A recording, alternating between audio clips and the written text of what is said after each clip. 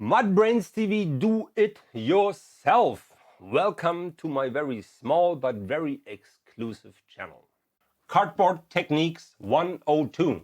Finally, it took some time.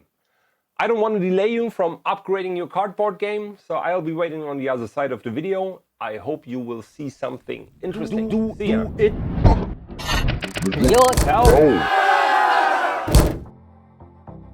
There are often situations where I need stripes that have exactly the same width. I cut off one stripe, mark it with an M as a master stripe, and this one stripe is then my stencil for all other stripes. Sometimes it's a bit hard to align the stripe, the ruler, and the cardboard that you want to cut. And so here I'm using some rolls of painter's tape just to help me align everything perfectly.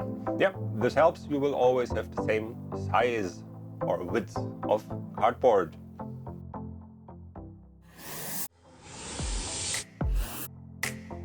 If I need one piece multiple times, then I'm often going to draw it on paper.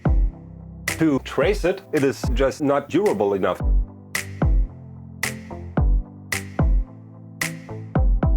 So I'm going to take some painter's tape, bottom down, I put it on the cutting mat, then I cover it. And when I cut it, I'm making sure that I'm staying away from the border of it. Then I turn it around and cut it out perfectly. Then I fixate it with some other painter's tape. And this way it is really easy to use it multiple times, and it is golden.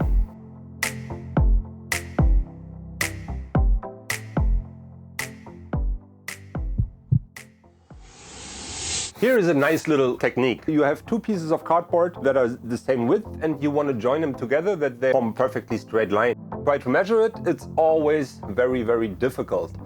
So you can just put them on top of each other and cut them both at the same time. And now if you take one piece and just turn it 180 degrees, they will always line up. Here I showed with a steeper angle, and a steeper angle helps sometimes to glue them together afterwards. Just put them on top of each other and cut them in one go.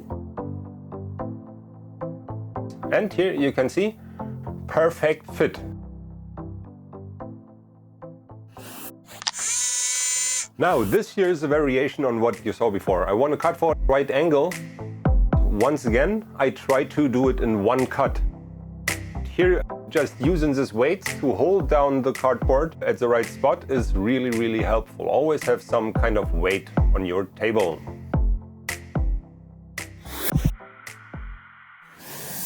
Joining two pieces of cardboard together can be tricky sometimes. Here I'm using the ones from the example before, and I'm holding them down, as I said, with some weights. I'm using painter's tape where they're touching, and now as you can see, I have some like a hinge. I open this hinge up, and then I'm really smearing the glue in there. I overlap the painter's tape and I let it dry, and it really, really makes it so much easier. Now, using painter's tape can have its difficulties. For when it's quite fresh, then you can peel it off. But sometimes when you press it down too hard, it will have bonded with the cardboard and you will always rip some pieces off. Especially after a couple of days, it will always be hard to remove it. I'm using a hairdryer here. Just heat it up and remove the painter's tape.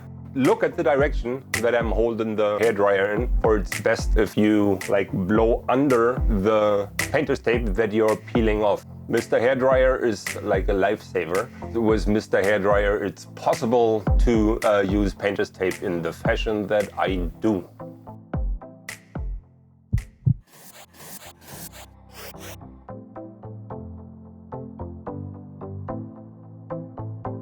yeah, coming back to the theme of reusing stuff. Here I'm gluing the two pieces of cardboard together, a painter's tape, and you want to have a stronger glue line. Just take a little bit of paper, or here in this case I took a brown paper bag, and cut yourself a pad, covers the size that you need, and put it on there.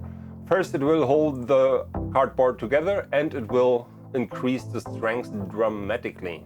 So you can, yeah, attach cardboard with confidence.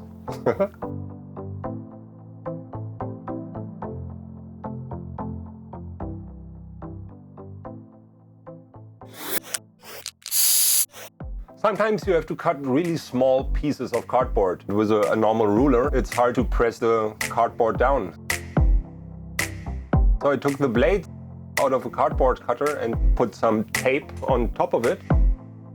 And if I use the blades as you see here, I position them and then I'm moving them from left to right. This way I can cut really small pieces really precisely. This is really, really cool.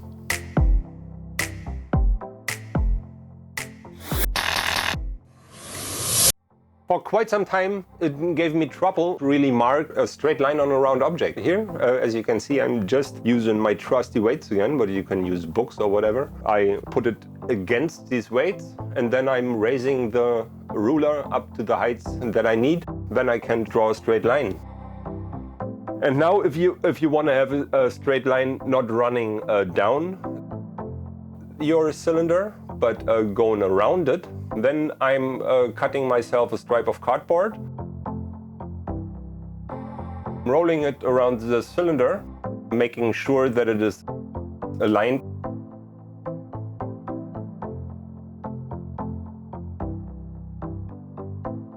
Then there is enough of an edge that I can draw around it.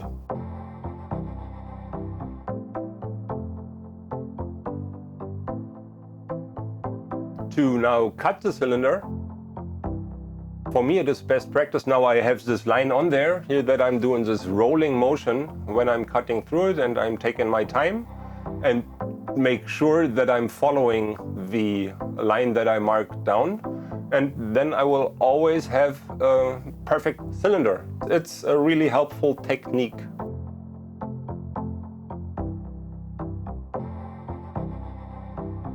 And yeah, you can use normal paper too. So you don't need cardboard. You just have to twist it around a bit more often.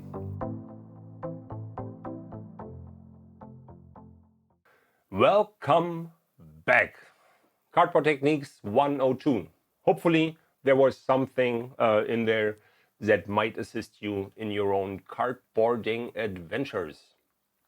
If there is anything else that you would like to know, or if you have specific questions about this video, for sometimes I'm not really able to communicate what I really want to say, just leave a comment. I will try to answer to the best of my knowledge. Thank you for having spent time on my channel, having spent time with me, and having spent time with your cardboarding education. I wish you all a good day, have fun making stuff, and check back in. Bye-bye.